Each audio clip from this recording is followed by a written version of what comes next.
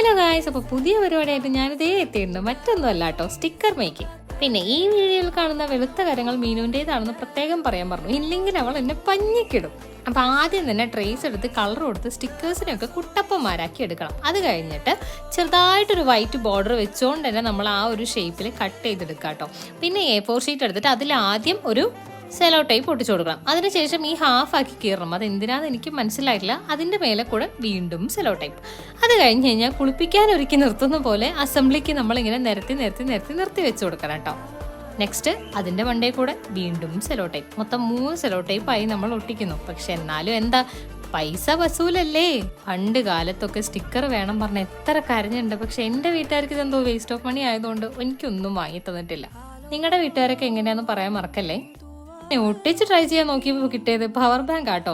അപ്പോൾ ചാനൽ ഇഷ്ടപ്പെടുവാണെങ്കിൽ സബ്സ്ക്രൈബ് ചെയ്ത് പരിഗണിക്കണേ. പാവല്ലേ ഞാൻ.